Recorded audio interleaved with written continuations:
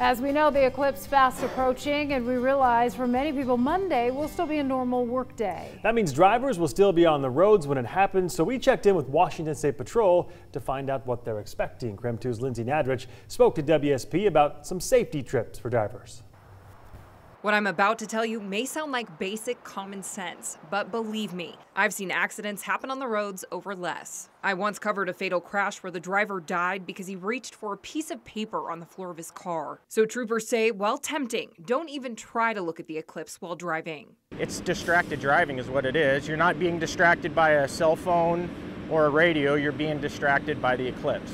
So that's going to take your eyes off the road, which is going to cause bad things to happen.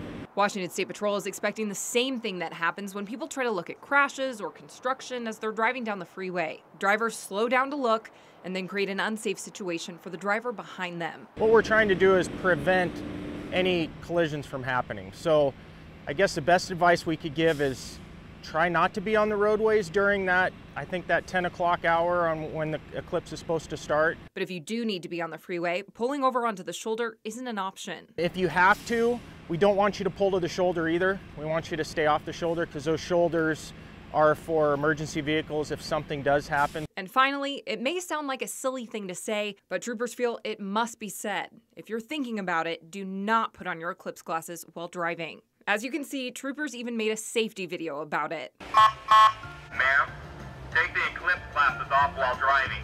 Lindsay Nadrich, KREM 2 News.